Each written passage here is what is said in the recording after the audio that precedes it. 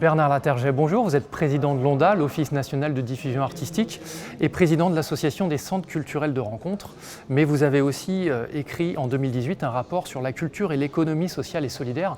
Est-ce que vous pouvez nous en dire un peu plus sur l'importance de la culture pour l'économie sociale et solidaire et réciproquement ?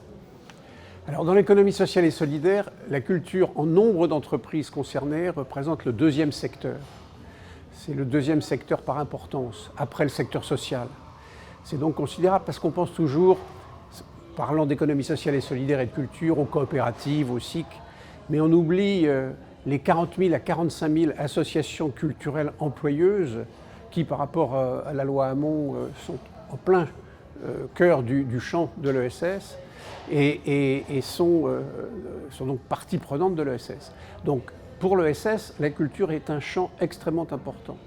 Pour la culture, l'ESS, c'est un modèle économique alternatif au tout public ou tout marchand et qui offre aux entreprises qui adoptent ce modèle des moyens spécifiques, des moyens de soutien, d'accompagnement, qui sont des moyens juridiques, mais qui sont aussi des moyens financiers.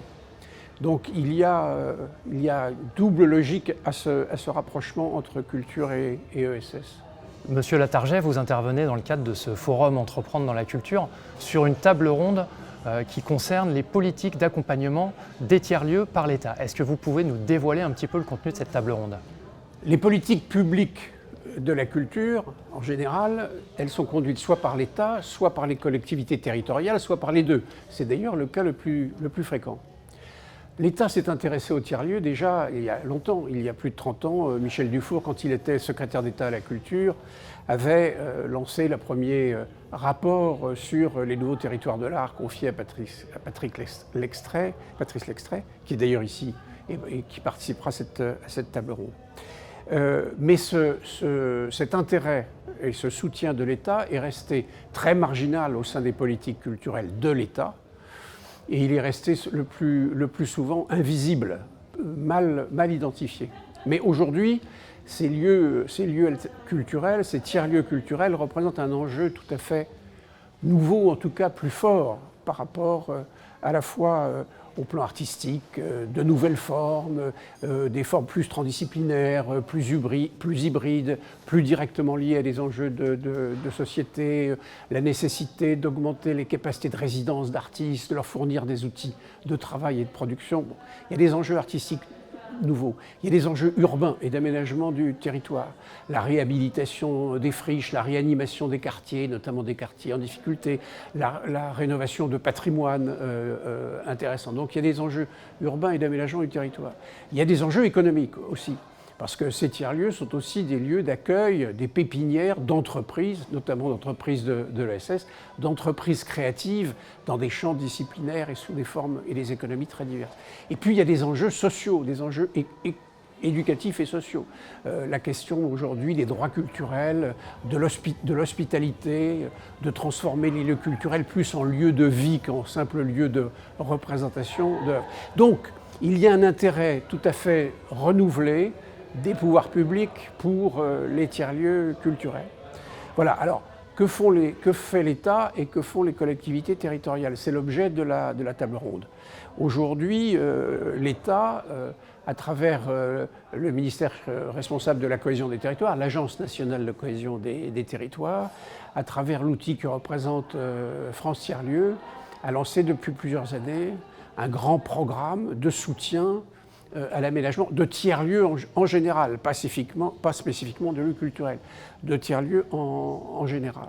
Le ministère de la Culture, de son côté, est plus timide encore aujourd'hui. Il y a quelques moyens en investissement du côté de la Direction générale des industries culturelles, et puis il y a quelques moyens en fonctionnement du côté de la Direction générale de la création artistique. Mais ça reste très très marginal et très limité. En revanche, les collectivités territoriales, elles font l'essentiel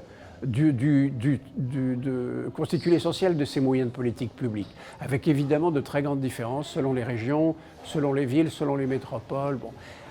Nous allons accueillir cet après-midi, lors de cette table ronde, le responsable des politiques de l'ESS et des tiers-lieux culturels dans la région Aquitaine, qui est une région exemplaire à cet égard, Pascal Duforestel, qui va justement venir nous présenter un exemple de politique publique en faveur des tiers-lieux à l'échelon à l'échelon d'une région.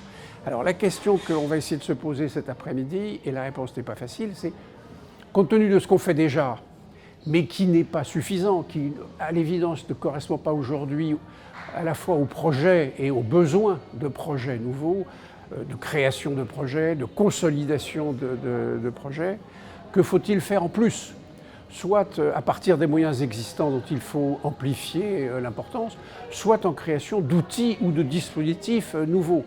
Je prends un exemple. Un des problèmes majeurs aujourd'hui auxquels sont confrontés les tiers-lieux, ceux qui veulent se créer ou ceux qui existent déjà, c'est le foncier, c'est la maîtrise des lieux, soit pour y accéder, soit pour y rester quand on y a accédé, éventuellement pour les aménager. Or aujourd'hui, ces moyens d'accès et ces moyens de stabiliser les tiers-lieux dans leurs implantations sont extrêmement limités. Pour l'essentiel, aujourd'hui, ce sont les tiers-lieux eux-mêmes qui s'organisent. On parlait de ESS, il y a des SIC foncières aujourd'hui qui se créent entre tiers-lieux culturels, comme il s'en est créé dans le domaine agricole d'ailleurs. Il y a des exemples, des précédents. Donc dans un secteur majeur comme celui de l'accès et de la maîtrise des lieux, les politiques publiques sont très limitées. Donc voilà un exemple de secteur dont il faudrait développer aujourd'hui singulièrement les moyens. C'est ce dont on va parler ce soir. Eh bien, merci beaucoup. On va assister à cette table ronde. Merci Bernard Laterjet. Merci.